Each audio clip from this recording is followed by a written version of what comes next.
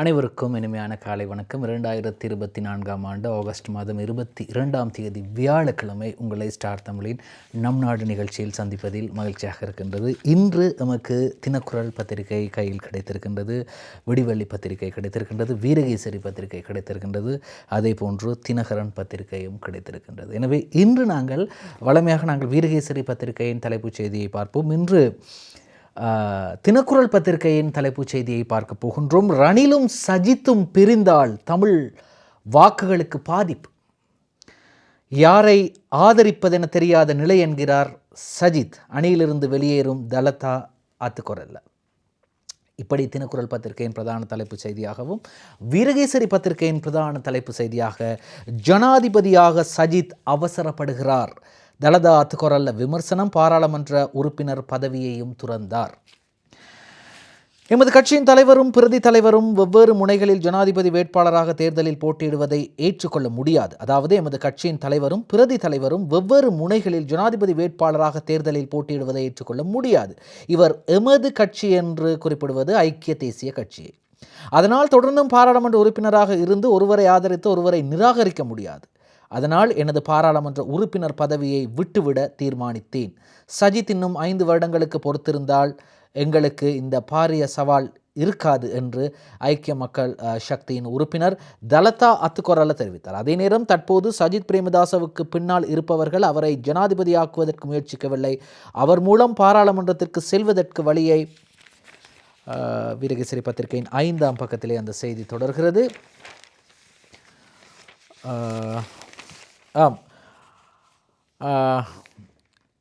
பெற்றுக்கொள்வதற்காக என்று அவர் குறிப்பிட்டார். அதே நேரம் எனது சகோதரர் காமினி அத்துக்கொரல்லவின் மறைவுக்கு பின்னர் 2004ஆம் ஆண்டு இந்த பாராளுமன்றத்துக்கு வந்தேன். எனது சகோதரர் ஐக்கிய தேசிய கட்சிக்கு பல அர்ப்பணிப்புகளை செய்து பாதுகாத்து வந்தார்.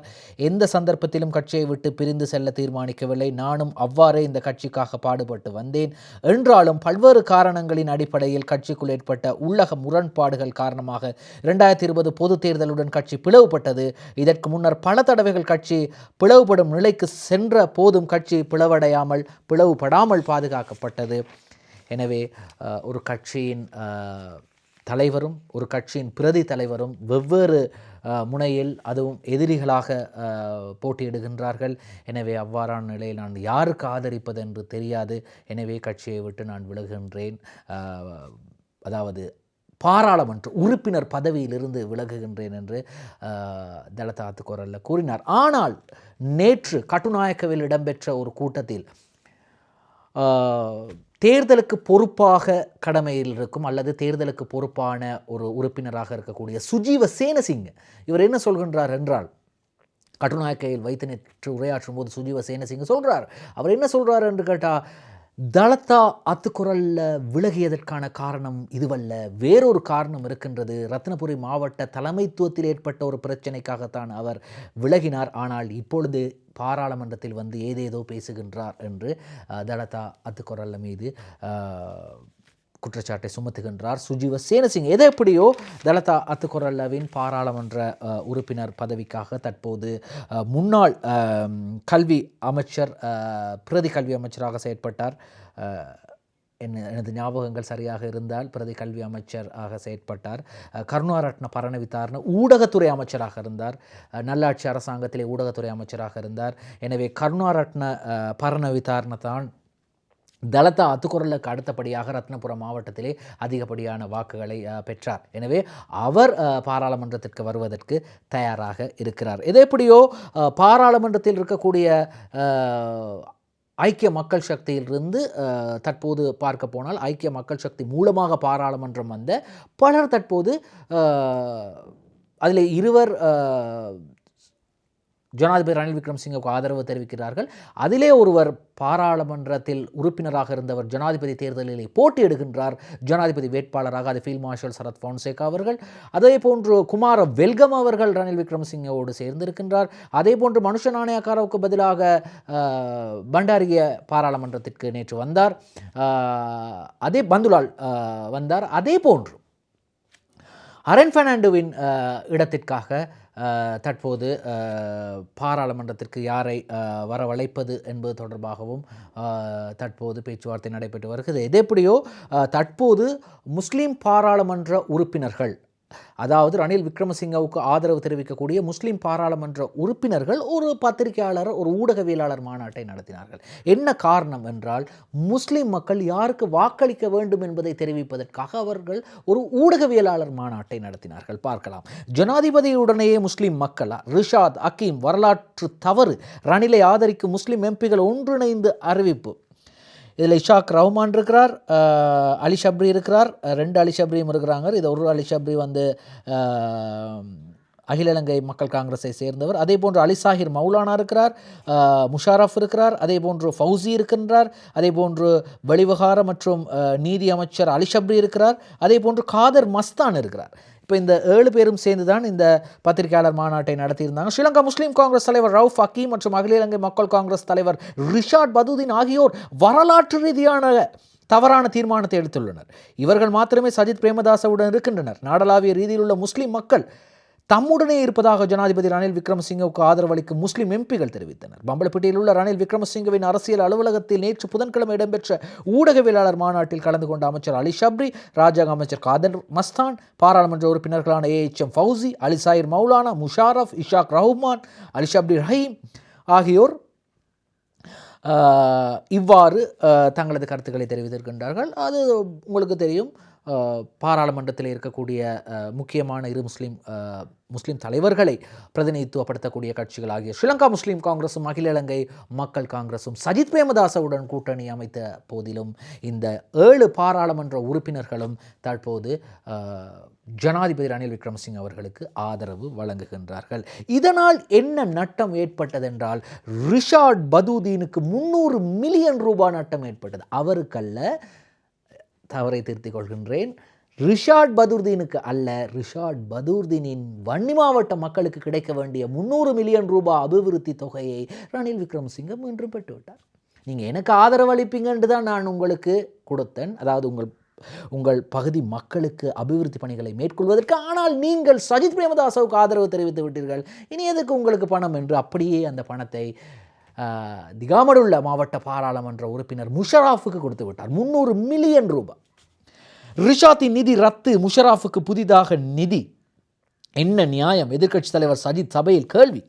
பன்முகப்படுத்தப்பட்ட நிதியில் ரிஷாட் பதுதீனுக்கு ஒதுக்கப்பட்ட நிதியை ரத்து செய்துள்ள நிலையில் ஆளும் தரப்பு உறுப்பினர் முஷராஃப் எம்பிக்கு புதிதாக 300 மில்லியன் ரூபாய் ஒதுக்கப்பட்டிருப்பது தவறான நடவடிக்கையாகும். தேர்தல் காலத்தில் இவ்வாறு செயற்படுவது தொடர்பில் தேர்தல்கள் ஆணைக்குழுவிடம் புகார் அளிக்கப் போவதாக சஜித் பிரேமதாஸ் தெரிவிக்கிறார். இது என்ன ஐயா இது வேலை? அவருக்கு முதல் 300 மில்லியன் தாரன்னு சொல்லிட்டு இப்போ அவர் எனக்கு ஆதரவு வழங்கவும் அதை ரத்து செஞ்சு இப்போ முஷராஃபுக்கு 300 மில்லியன் எப்படி கொடுக்கலாம் என்று சஜித் பிரேமதாசன் நேற்று பாராளுமன்றத்தில் கேள்வி எழுப்பினார். இப்படி இருக்கும்போது இதே செய்தி, அதாவது ரிஷாதின் நிதி ரத்து, முஷராஃபுக்கு புதிதாக நிதி என்ற செய்தி தினக்குரல் பத்திரிகையில் எப்படி வந்திருக்கின்றது என்றால், ரிஷாத்துக்கு வெட்டு, முஷராஃபுக்கு துட்டு, சஜித் போட்டார் குட்டு. இதுதான் இன்றைய தினக்குரல் பத்திரிகையின் முன்பக்கத்திலே வந்திருக்கின்றது. இந்த செய்தியை மேற்கோள் காட்டி தான், அதாவது இந்த செய்திக்கான தலைப்பு தான் ரிஷாத்துக்கு வெட்டு, முஷராஃபுக்கு துட்டு, சஜித் போட்டார் குட்டு. இது தினக்குரல் பத்திரிகையில் இன்றைய முன்பக்கத்திலே பிரதான செய்திக்கு அடுத்தபடியாகவே இந்த செய்தியும் வந்திருக்கின்றது. எது எப்படியோ ரிஷாட் பதுதீனுக்கு கிடைக்க வேண்டிய 300 மில்லியன் போய்விட்டது. 300 மில்லியன் என்றால் பாருங்கள் எவ்வளவு ஒரு அந்த பகுதி மக்களுக்கு எவ்வளவு வேலைகளை செய்யலாம் என்று. எனவே 300 மில்லியன் போய்விட்டது. சரி, இப்படி இருக்கும்போது அடுத்ததாக மற்றும் ஒரு செய்தியை பார்க்கின்றோம். இப்பொழுது இந்த ஸ்ரீலங்கா பொதுஜன பெரமுனவிலிருந்து ரணில் விக்ரமசிங்கவுக்கு ஆதரவு தெரிவிக்க வந்தவர்கள் தொடர்பாக நேற்று அனுராதபுரத்தில் வைத்து மஹிந்த ராஜபக்ச முன்னாள் ஜனாதிபதி என்ன சொன்னார் தெரியுமா? மஹிந்த ராஜபக்ச ஒரு விடயத்தை சொன்னார். எங்களது கட்சியிலிருந்து, ஸ்ரீலங்கா பொதுஜன பெரமுனவிலிருந்து பலர் தற்போது பிரிந்து சென்றிருக்கின்றார்கள், வெளியே சென்றிருக்கின்றார்கள். சென்று யாருக்கு ஆதரவு அளிப்பதென்று அவர் பெயரளவில் கொடுப்பவில்லை, ஒருவருக்கு ஆதரவு வழங்குகின்றார்கள். அவர்கள் மீண்டும் வந்துதான் ஆக வேண்டும், ஸ்ரீலங்கா பொதுஜன பெரமுனவுக்கு வந்துதான் ஆக வேண்டும் என்று முன்னாள் ஜனாதிபதி மஹிந்த ராஜபக்ச சொல்லிவிட்டு மக்களை பார்க்கிறார். மக்கள் அனைவரும் சிங்கள மொழியிலே ஏப்பா கண்டேப்பா கண்டேப்பா கண்டேப்பா என்று கூறுகிறார்கள். மீண்டும் அவர்களை கட்சிக்குள் எடுக்க வேண்டாம் என்று. உடனே முன்னாள் ஜனாதிபதி மஹிந்த ராஜபக்ச என்ன சொன்னார் என்றால், நீங்கள் அவர்களை மீண்டும் கட்சிக்குள் எடுக்க வேண்டாம் என்று சொல்கின்றீர்கள் என்றால் அதை நான் செய்கின்றேன் என்று. ஆகவே இதுவரை காலமும் சலூன் துர அல்லது சலூன் கதவாக இருந்த பொதுஜன பெரமுன, ஸ்ரீலங்கா பொதுஜன பெரமுனவின் கதவுகள் இனி மூடப்படும். இனி யார் வந்தாலும் மஹிந்த ராஜபக்ச எடுக்க மாட்டார். அப்படி என்றால் கிட்டத்தட்ட 90க்கும் மேற்பட்ட பாராளுமன்ற உறுப்பினர்கள் தற்போது ஆதரவை தெரிவித்து வருகின்றார்கள் ரணில் விக்ரமசிங்கவுக்கு. எனவே ரணில் விக்ரமசிங்கவுக்கு ஆதரவு தெரிவித்து வரும் இவர்கள் இன்னும் ஒரு கட்சியை உருவாக்கப் போகிறார்கள், கூட்டணியை உருவாக்கப் போகிறார்கள். இதோ பிரதமர் தினேஷ் தலைமையில் விரைவில் பறந்துபட்ட கூட்டணி பாராளுமன்ற உறுப்பினர் எஸ்பி திசாநாயக்க தெரிவித்திருக்கின்றார். ஜனாதிபதிக்கு ஆதரவு வழங்கும் பொதுஜன பெரமுனவின் உறுப்பினர்களை ஒன்றிணைந்து பிரதமர் தினேஷ் குணவர்தன தலைமையில் பறந்துபட்ட அரசியல் கூட்டணியை வெகு விரைவில் ஸ்தாபிப்போம். நெலும் மாவட்டத்தில் பொதுஜன பெரமுன கட்சி பெயர் பலகை மாத்திரமே இருக்கின்றது, மிகுதியாகும் என ஆளும் தரப்பின் பாராளுமன்ற உறுப்பினர் எஸ்பி திசாநாயக்க தெரிவிக்கிறார். அது இப்போ இப்படித்தான் கட்சிகளின் சின்னங்கள் எல்லாம் மாறிக்கிட்டு வருது. இப்போ நீங்கள் பொதுஜன பெரமுனவின் நெலும் மாவட்ட காரியாலயத்தில் போய் பார்த்தீங்கன்னு சொன்னால் அங்கே போர்டு மட்டும்தான் இருக்குது, உறுப்பினர்கள் இல்லை என்று எஸ்பி திசாநாயக்க சொல்கின்றார். அதே நேரம் ஐக்கிய தேசிய கட்சியின் சிறிகொத்த அலுவலகத்திற்கு சென்று பார்த்தால் அங்கே யானையை காணவில்லை, அதற்கு பதிலாக சிலிண்டர் இருக்கின்றது. எனவே கட்சியின் சின்னங்களும் மாறிக்கொண்டுதான் இருக்கிறது.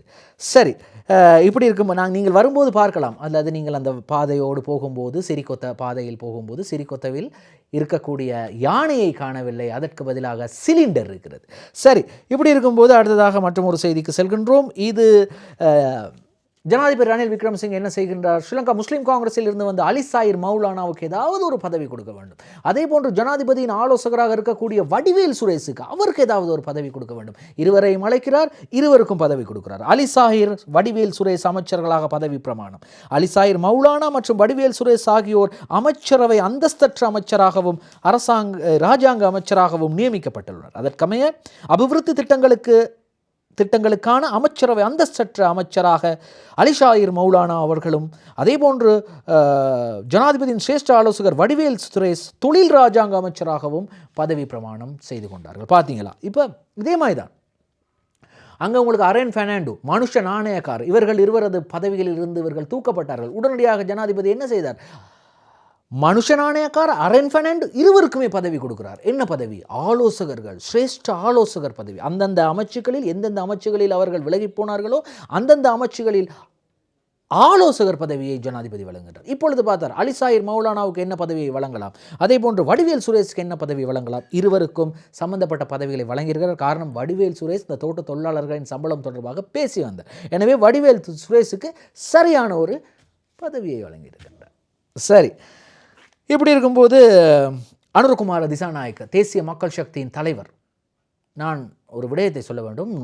நான் அண்மையில் அனுராதபுரத்துக்கு ஒரு பயணம் செய்திருந்தேன். அனுராதபுரத்துக்கு பயணம் செய்யும் போது அந்த வழியிலே உங்களுக்கு பார்க்கக்கூடியதாக இருக்கக்கூடிய இடங்கள் கொழும்பிலிருந்து குருநாகலை நோக்கி, குருநாகலை நூடாக அனுராதபுரம் செல்லும் போது கல்கமுவ வாரிய போல இப்படி பல இடங்கள் இருக்கின்றது.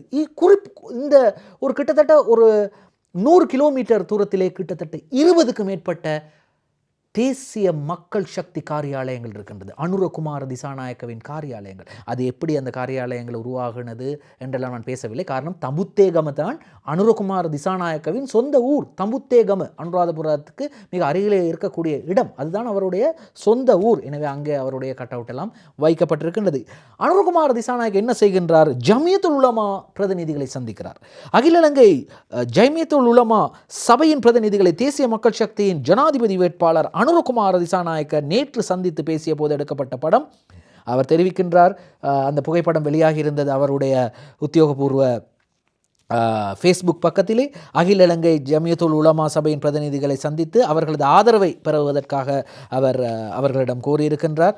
எனவே இப்படி தானே, இப்போ ஜமியத்துல் உலமா இவருக்கு வாக்களிக்க வேண்டும் என்று சொன்னால், நான் அனுரகுமார திசாநாயக்க என்று சொல்லவில்லை, யாரோ ஒரு ஜனாதிபதி வேட்பாளருக்கு வாக்களிக்க வேண்டும் என்று சொன்னால் அவர்களை நம்புபவர்கள் அல்லது அவர்களின் வழிநடத்தலின் கீழ் அவர்களை பின்தொடரும் மக்கள் வாக்களிக்கக்கூடிய வாய்ப்புகள் இருக்கின்றது. ஆகவே தான் அனுரகுமார திசாநாயக்க ஜமியத்துல் உலமாவிடம் கேட்டிருக்கின்றார், எங்களுக்கு ஆதரவு தர முடியுமா என்று. பார்ப்போம், பொறுத்திருந்து பார்க்கலாம். எது எப்படியோ வரி கட்ட வேண்டும் என்று சாதாரண வியாபாரிகளையும் எங்களை போன்று உங்களை போன்று சாதாரண மக்களையும் அடிக்கடி எந்த அரசாங்கமும் வரி செலுத்த வேண்டும் என்று அவர்களுக்கான அழுத்தத்தை கொடுக்கும். ஆனால் இந்த மதுவரி திணைக்களம், அது தொடர்பான ஒரு செய்தி வந்திருக்கின்றது. மதுவரி திணைக்களம் 7.9 பில்லியன் ரூபாய் வரி நிலுவையை அறவிடவில்லை. சம்பிக்க ரணவக்க தெரிவிப்பு. உள்நாட்டு இறைவரி திணைக்களம், மதுவரி திணைக்களம் மற்றும் சுங்க திணைக்களம் ஆகியன இவ்வாண்டின் முதல் 6 மாத காலப்பகுதியில் மாத்திரம் 1680 பில்லியன் ரூபாவை திரட்டி கொண்டுள்ளன. மதுவரி திணைக்களம் பிரதான மதுபான நிறுவனங்களிடமிருந்து 7.9 பில்லியன் ரூபாய் வரியை இதுவரை அறவிடவில்லை என பாராளுமன்ற வழிவகைகள் பற்றிய குழுவின் தலைவர் பாட்டாளி சம்பிக்க ரணவக்க தெரிவிக்கிறார். பார்த்தீங்களா, மதுபான நிறுவனங்களிடமிருந்து 7.9 பில்லியன் ரூபாய் பணம் வர இருக்கின்றதாம், வரி வர இருக்கிறதா. பார்த்தீங்களா, இப்படி இருக்கின்றது நாட்டிட நிலைமை. சரி, இன்னும் ஒரு செய்தி வெளியாகின்றது. நிறைவேற்று அதிகார ஜனாதிபதி முறைமையை நீக்குங்கள். 83 செயற்பாட்டாளர்களும் 8 சிவில் அமைப்பினரும் கூட்டாக வலியுறுத்தல். இம்முறை ஜனாதிபதி தேர்தலில் போட்டியிடும் சகல வேட்பாளர்களும் அடுத்த பாராளுமன்ற பதவி காலத்தின் முதலாவது ஆண்டில் நிறைவேற்று அதிகார ஜனாதிபதி முறைமையை இல்லாதொழிப்பதாக பகிரங்கமாக வாக்குறுதி அளிக்க வேண்டும் என மனித உரிமைகள் செயற்பாட்டாளர்கள் 83 பேரும் 8 சிவில் சமூக அமைப்பினரும் இணைந்து கூட்டாக வலியுறுத்தியுள்ளனர் என்ற செய்தி இன்றைய வீரகேசரி பத்திரிகையிலே வந்திருக்கின்றது. சரி, இப்படி இருக்கும்போது மாத்தறை மாவட்டத்திலே அதிகப்படியான வாக்குகளை பெற்றவர் தான் இந்த கருணாதாச கொடித்துவாக்கு. நேற்றைய காலை பொழுதில் பாராளுமன்றம் கூடிய போது இவர் ஒரு உரையை நிகழ்த்திவிட்டு, தற்போது நான் இருக்கக்கூடிய தரப்பினர் மிக மோசமான விதத்தில் இந்த அரசாங்கத்தை வழிநடத்துகின்றார்கள், எனவே என்னுடைய தீர்மானங்களை நான் மாற்றிக்கொண்டு நான் எதிர்க்கட்சி தலைவர் சஜித் பிரேமதாசவுக்கு ஆதரவளிக்கப் போகின்றேன் என்று மாத்தறை மாவட்ட ஸ்ரீலங்கா பொதுஜன பெரமுன பாராளுமன்ற உறுப்பினர் கருணாதாச கொடித்துவாக்கு என்ன செய்கின்றார், அப்படியே நடந்து சபாநாயகர் மஹிந்தயாப்பா அபயவர்தனவிடம் நான் அந்த பக்கம் போகின்றேன் ஐயா என்று சொல்லிவிட்டு இந்த பக்கம் வந்து அமர்ந்து விட்டார். எது எப்படியோ ஒருவர் ஒரு தலதா அத்துக்குரல்ல கட்சியை விட்டு போக இன்னும் ஒருவர் பொதுஜன பெரமுனவிலிருந்து இந்த பக்கம் வந்து விட்டார். சரி, அது அப்படி இருக்கட்டும். அடுத்ததாக மற்றும் ஒரு செய்தியை நாங்கள் பார்க்க போகின்றோம். இந்த நிறைவேற்று அதிகார முறைமை தொடர்பான செய்தியை பார்த்தோம். அதாவது இந்த அனுருகுமார் திசாநாயக்கும் சஜித் பிரேமதாசவும் விவாதம் ஒன்று செய்வதற்காக பல மாதங்கள் பேசினார்கள். அதற்காக நளின் பெர்னாண்டோவை சஜித் பிரேமதாசை நியமித்தார். அதே போன்று அனுருகுமார் திசாநாயக்க பத்தம் விஜிதேரத்தை நியமித்தார்கள். நலிந்த ஜெயதிசையும் சொன்னார். அதே போன்று சுனில் அந்துன்னத்தி சொன்னார். டெல்வின் சில்வா சொன்னாங்க. எல்லாரும் சொன்னாங்க, இல்லை நாங்கள் ஒரு விவாதத்தை நடத்த போகின்றோம் சஜித் பிரேமதாசம். இப்போ அந்த விவாதத்தை பற்றி கதையே இல்லை. இப்போ பார்த்தீங்கன்னா அனுரவை விவாதத்திற்கு அழைத்தார் காஞ்சன். மின்சக்தி துறை தொடர்பில் பாராளுமன்றத்திற்கு வெளியில் பகிரங்க விவாதம் ஒன்றுக்கு ஜேவிபி தலைவர் அனுரகுமார் திசாநாயக்கவுக்கு அழைப்பு விடுக்கின்றேன்.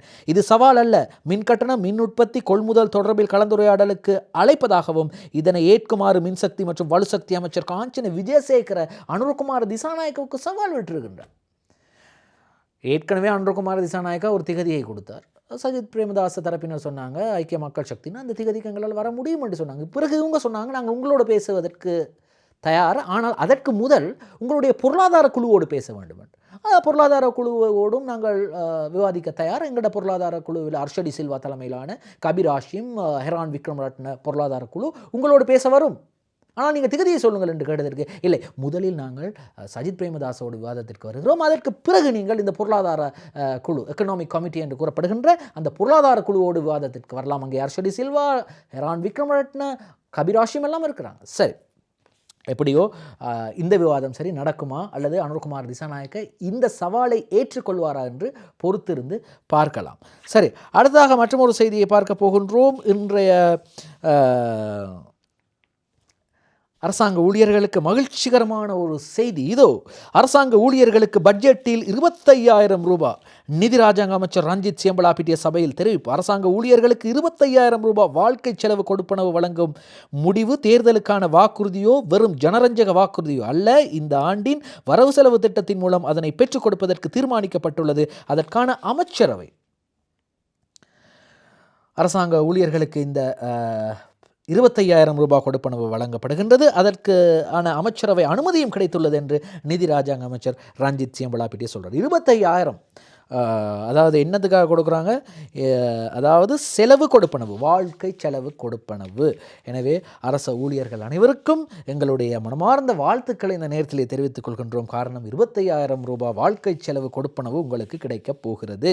சரி, இப்படி இருக்கும்போது அடுத்ததாக மற்றொரு செய்தியை பார்க்க போகின்றோம். இந்த ஜனாதிபதி ரணில் விக்ரமசிங்க அவர்களுக்கு ஆதரவு தெரிவிப்பதற்காக ஸ்ரீடெலோ கட்சி தீர்மானித்திருக்கிறது. ஜனாதிபதி தேர்தலில் ஜனாதிபதி ரணில் விக்ரமசிங்கவை ஆதரிப்பதற்கு ஸ்ரீடெலோ கட்சி தீர்மானித்துள்ளது. நேற்று ஜனாதிபதி ரணில் விக்ரமசிங்கவை அக்கட்சியின் தலைவர் உதயராசா சந்தித்து தனது ஆதரவை தெரிவித்ததுடன் எதிர்கால திட்டங்கள் தொடர்பிலும் ஆராய்ந்துள்ளனர். ஜனாதிபதி தனது தேர்தல் விஞ்ஞாபனத்தை உதயராசாவுக்கு வழங்கிய போது எடுக்கப்பட்ட படத்தையும் காணலாம். சரி, அவர் ஆதரவு வழங்குகிறாங்க. இப்படி இருக்கும்போது இந்த பாராளுமன்ற உறுப்பினர் ஹரீஷ் மற்றும் தொடர்பாக நேற்று பத்திரிகையில் எல்லாம் செய்தி வெளியாகி இருந்தது. நாங்கள் நீக்க போகின்றோம் இப்படியெல்லாம். சஜித்துடன் ஹரீஷ் ஹக்கீம் சந்திப்பு. ஸ்ரீலங்கா முஸ்லீம் காங்கிரஸின் தலைவரும் பாராளுமன்ற உறுப்பினருமான ரவுஃப் ஹக்கீம் மற்றும் பாராளுமன்ற உறுப்பினர் HMM ஹரிஸ் ஆகியோர் ஜனாதிபதி வேட்பாளர் சஜித் பிரேமதாசவை நேற்று மாலை பாராளுமன்ற கட்டிட தொகுதியில் சந்தித்து கலந்துரையாடினர். இதன்போது கிழக்கு மாகாண மக்களின் பிரச்சனைகள், கோரிக்கைகள், சமகாலத்தில் முஸ்லிம்கள் எதிர்நோக்கும் பிரச்சனைகள், சமூகம் சார்ந்த பிரச்சனைகள் தொடர்பில் HMM ஹரிஸ் சஜித் பிரேமதாசவிடம் எடுத்துரைத்தார். அத்துடன் முஸ்லிம் சமூகம் சார்ந்த பல விடயங்களும் ஜனாதிபதி வேட்பாளர் சஜித் பிரேமதாசவிடம் ரவுஃப் ஹக்கீம் MP வலியுறுத்தியிருந்தார். இது எப்படியோ இன்று வியாழக்கிழமை என்றால் உங்களுக்கு தெரியும், விடிவெள்ளி பத்திரிகை வெளிவரக்கூடிய நாள். இன்றைய விடிவெள்ளி பத்திரிகையின் பிரதான தலைப்பு செய்தியாக ரணிலின் திட்டங்களை கைவிடி நாடு மீண்டும் வீழ்ந்துவிடும், எதிர்காலம் குறித்து முஸ்லிம்கள் சிந்திக்க வேண்டும் என்று முஸ்லிம் உறுப்பினர்கள் கூட்டாக வலியுறுத்து என்று இன்றைய வீரகேசரி பத்திரிகையிலே வந்த செய்திதான் இன்றைய விடிவெளி பத்திரிகையிலும் வந்திருக்கின்றது. சரி, அடுத்ததாக இன்றைய ஸ்டார் தமிழின் நம் நாடு நிகழ்ச்சியிலே ஒரு சிறு விளம்பர இடைவெளிக்கு செல்ல போகின்றோம். நம் நாடு தொடர்கிறது. இப்படி இருக்கும்போது பிளாட் முக்கியஸ்தர் ரணிலுடன் சந்திப்பு என்ற ஒரு செய்தியையும் நாங்கள் பார்க்க போகின்றோம். பிளாட் முக்கியஸ்தர் ரணிலுடன் சந்திப்பு. தமிழீழ மக்கள் விடுதலை கழகம் பிளாட் முக்கியஸ்தரும் வவுனியா நகரசபையின் முன்னாள் தலைவரும் மாகாண சபை முன்னாள் உறுப்பினருமான லிங்கநாதன் ஸ்ரீடெலோ அணியினருடன் நேற்று புதன்கிழமை ஜனாதிபதி ரணில் விக்ரமசிங்கவை சந்தித்தார். அதாவது அது முதல் நான் குறிப்பிட்ட உதயராசா ஜனாதிபதியின் உத்தியோகபூர்வ இல்லத்தில் இடம்பெற்ற இந்த சந்திப்பில் ஸ்ரீடெலோ கட்சியின் செயலாளர் நாயகம் உதயராசா அணியினரும் கலந்து கொண்டார்கள். அதே போன்று இந்த அதாவது GT லிங்கநாதன், இவர் யார் என்றால் பிளாட் அமைப்பின் முன்னாள் மாகாண சபை உறுப்பினர். இவரும் ஜனாதிபதி ரணில் விக்ரமசிங்க அவரை சந்தித்திருக்கின்றார். ஆதரவு தெரிவிப்பதற்காக இருக்கலாம். இப்படி இருக்கும்போது இந்த காலத்தில் மிக பரவலாக பேசப்படும் விடயம் பார் லைசன் அல்லது மதுபான சாலை அனுமதி பத்திரம். இப்படி மதுபான சாலை அனுமதி பத்திரம் கிடைத்தவர்கள் தான் ரணில் விக்ரமசிங்க ஜனாதிபதிக்கு ஆதரவு தெரிவித்து வருவதாக பல குற்றச்சாட்டுகள் சுமத்தப்பட்டு வருகின்றது. ஆனால் பிரசன்ன ரணதுங்க இப்படி ஒரு கதையை சொல்கிறார். எந்த ஒரு நபருக்கும் நான் மதுவரி அனுமதி பத்திரம் வழங்கவில்லை. அமைச்சர் பிரசன்ன ரணதுங்க தெரிவிப்பு. எந்த ஒரு நபருக்கும் நான் மதுவரி அனுமதி பத்திரம் வழங்கவில்லை அல்லது யாருடைய பெயரையும் வழங்க சிபாரிசு செய்யவில்லை. தேர்தலில் நாங்கள் வெற்றி பெறுவோம், ஏனெனில் பாராளுமன்ற உறுப்பினர் தயாசிறி ஜெயசேகர செல்லும் பக்கம் தோல்வி அடையும் என்பது வளமையானது என ஆளும் தரப்பின் பிரதம கொறடாவும் நகர அபிவிருத்தி மற்றும் வீடமைப்பு அமைச்சருமான பிரசன்ன ரணதுங்க தெரிவிக்கிறார். தயாசிறி ஜெயசேகர எந்த பக்கம் போனாலும் அந்த பக்கம் தோல்வி அடையும் என்று சொல்றார். ஒவ்வொரு நாளும் ஒவ்வொரு மாவட்டங்களை பார்த்து கொண்டு வருகின்றோம். அதாவது நேற்று ஒரு மாவட்டத்தை பார்த்தோம், களுத்துறை மாவட்டம். இன்று நாங்கள் பார்க்க போகின்றோம் கம்பஹா மாவட்டம். கம்பஹா மாவட்டத்தின் மொத்த வாக்காளர் எண்ணிக்கை 2019ஆம் ஆண்டு 17,85,964 இருந்த கம்பஹா மாவட்டத்தின் வாக்காளர் எண்ணிக்கை அதிகரித்திருக்கின்றது. சுமார் 10 லட்சம் வரை அதிகரித்திருக்கின்றது. தற்போது கம்பஹா மாவட்டத்தில் 1 லட்சம் வரை அதிகரித்திருக்கின்றது. கம்பஹா மாவட்டத்தின் தற்போதைய வாக்காளர் எண்ணிக்கை 18,81,129. ஆகவே கிட்டத்தட்ட 1 லட்சம் வாக்குகள் அதிகமாகி இருக்கின்றது. இப்படி இருக்கும்போது கம்பஹா மாவட்டத்தை இன்று பார்த்தோம். இது வீரகேசரி பத்திரிகையில் மிக பயனுள்ள ஒரு விடயம்.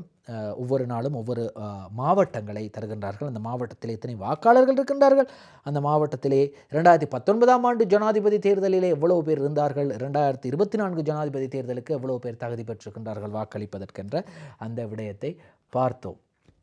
சரி, இப்படி இருக்கும்போது அடுத்ததாக இந்த கொழும்பு நகரத்திலே வாழ்ந்து கொண்டிருக்கக்கூடிய தொடர்மாடி வீடுகளில் வாழ்ந்து கொண்டிருக்கக்கூடிய மக்களுக்கு இலவசமாக அவர்கள் இருந்த வீட்டையே அந்த வீட்டுக்கான உரிமத்தை தருகின்றோம் என்று ஜனாதிபதி கூறியது பொய் அப்படின்னு சொல்கிறார். நாங்கள் சொல்லலை, முஜிபுர் ரஹ்மான் சொல்கிறார். 3,50,000 ரூபாவை பெற்றே உரிமப்பத்திர விநியோகம். முஜிபுர் ரஹ்மான் எம்பி தெரிவிப்பு. கொழும்பு மாவட்டத்தில் தொடர்மாடி குடியிருப்பில் வாழ்பவர்களுக்கு இலவசமாக வீட்டுரிமை பத்திரம் வழங்கப்படும் என்று ஜனாதிபதி ரணில் விக்ரமசிங்க வாக்குகளுக்காக பொய்யுரைத்துள்ளார். 3,50,000 ரூபாய் பெற்றுக்கொண்டதன் பின்னரே உரிம பத்திரம் வழங்கப்பட்டுள்ளது. நிதி செலுத்தாதவர்களுக்கு போலியான பத்திரம் வழங்கப்பட்டுள்ளது என ஐக்கிய மக்கள் சக்தியின் பாராளுமன்ற உறுப்பினர் முஜிபுர் ரஹ்மான் தெரிவிக்கிறார்.